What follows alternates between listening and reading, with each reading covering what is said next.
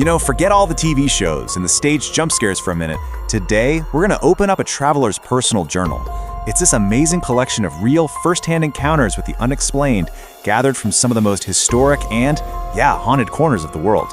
This is all about atmosphere, about history, and about things that, they just can't be explained away. So let's just jump right in with this quote from the Traveler's Journal. Wow. This isn't some story he heard from a friend of a friend.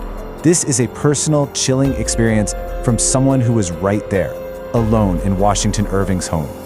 It really sets the stage for the kind of authentic, personal accounts we're about to dive into. Okay, so this first section, Encounters on the Road, is exactly what it sounds like. It's a collection of the traveler's own witness accounts. These aren't just stories pulled from some book. These are the strange, unexplained things that happened to him, personally, while he was traveling across the United States and Great Britain. Our first stop is a place that, let's be honest, needs no introduction. Sleepy Hollow, New York. It's just steeped in all that Gothic legend, thanks to Washington Irving. It's one of those places where the veil between the past and the present feels incredibly thin. And for this traveler, it was more than just a famous name. It was a place he found himself returning to again and again. And this is what he saw there. Not just once, but twice. A full-bodied apparition. A ghost that looks as solid and real as you or me, of a Revolutionary War soldier. What's so wild here is the detail of it, and the fact that it happened on two completely separate occasions. Just imagine it, seeing this distinct figure in the same historic cemetery, like a silent guardian from a time long gone.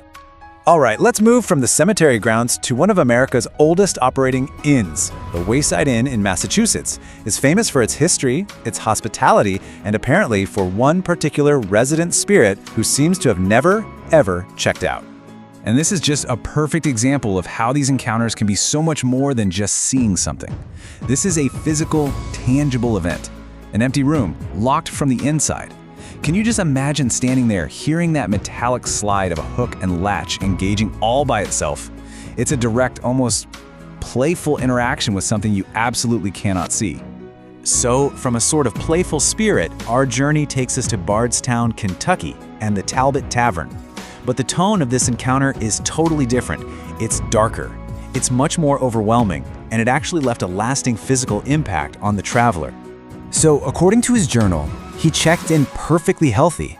He left after just a single night, a night he describes as being full of intense paranormal activity with an illness that stuck with him for months. This experience suggests something way more profound than just seeing a ghost. It was an encounter that left a physical mark. It really raises some unsettling questions about the kind of energy these things might have. So you hear all these intense, personal stories, and it's just impossible not to ask the big question, right? Are ghosts actually real? It's the natural next step. We've heard the stories, the anecdotal evidence, so now let's actually dig into the debate that it all sparks. This next part of our explainer tackles that very conflict.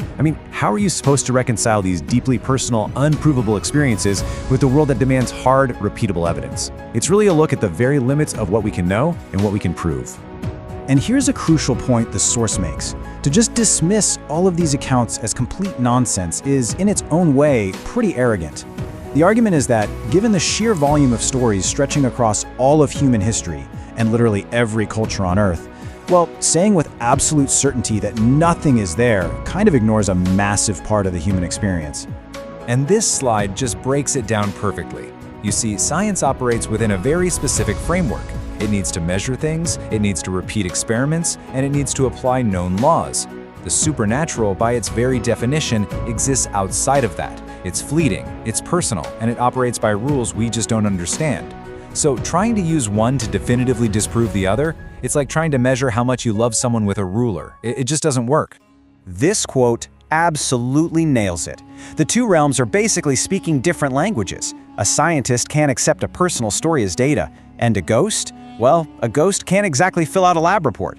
The standards of proof are just fundamentally incompatible, which is exactly why this debate never ever really ends.